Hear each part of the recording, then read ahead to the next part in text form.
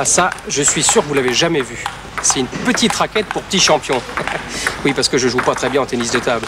Mais vous savez certainement pas ce que ça représente, cette petite balle. Et oui, cette petite balle de celluloïd, sans qui on ne pourrait pas jouer au ping-pong, eh bien elle pèse à peu près entre 2,40 g et 2,50 g. Elle est faite de chanvre et de coton. Et au passage du filet, elle a déjà été testée à 174 km/h par le plus rapide des Chinois.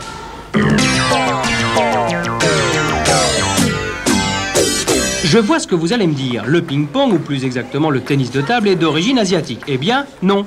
Le tennis de table est anglais et sa mise au point date de 1884. La balle aussi est anglaise ainsi que le revêtement des raquettes. Mais les Asiatiques se sont révélés très forts à ce jeu et c'est pour ça qu'on fait la confusion. Quant au terme ping-pong, ce n'est pas non plus un terme chinois, il correspond simplement au bruit de la balle. Ping-pong. Révolutionnaire.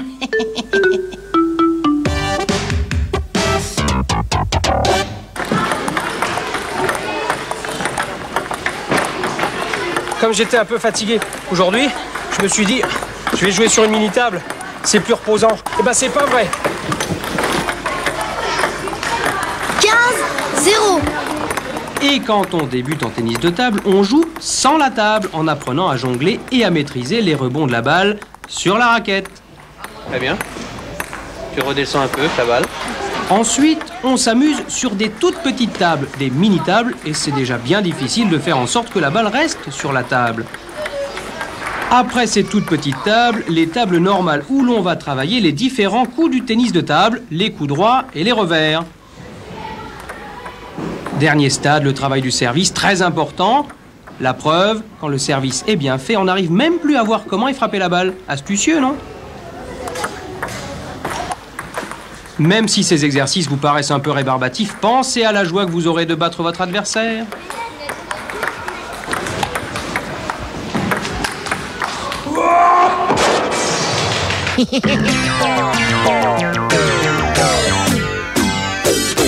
J'ai démarré à l'âge de 6 ans. Et à 6 ans, eh bien, on n'est pas très grand, c'était mon cas. Ce qui fait que ma tête dépassait à peine de la table. Alors pour avoir les amortis, quand je jouais contre des joueurs très grands, eh bien, j'avais beaucoup de mal à grimper sur la table, ce qui fait que j'étais obligé de faire le tour de chaque côté. Et ce défaut, eh bien, finalement, cette difficulté s'est transformée en qualité puisque j'ai eu un très bon jeu de jambes dès l'âge de 6 ans et j'ai conservé ce jeu de jambes durant toute ma carrière.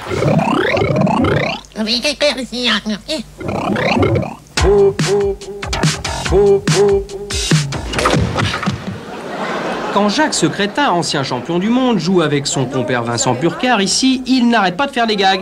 Rassurez-vous, Vincent Purcar n'a rien, mais pour vous, attention quand même. Non. Il faut faire attention aux entorses, aux articulations.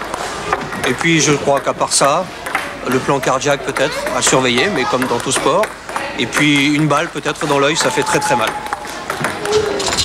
Pour ceux qui avalent une balle, ils ont même prévu un videur.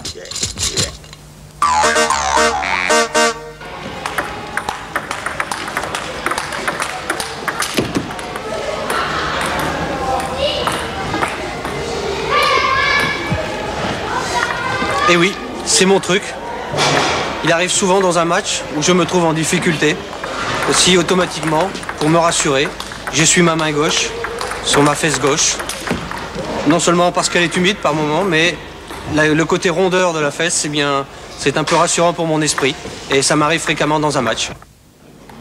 Jacques Secrétin a beau avoir un bon truc, il a toujours du mal à bien jouer contre Vincent Purcar. Et pour cause. Regardez plutôt.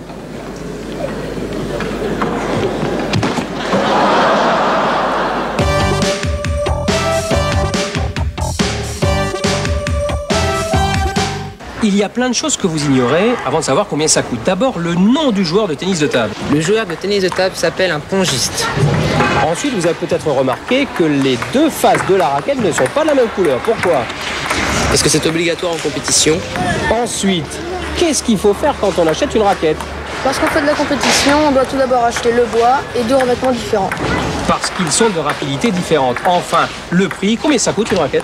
Aux alentours de 400 francs. 400 francs pour la raquette, sans oublier 2 francs pour la petite balle.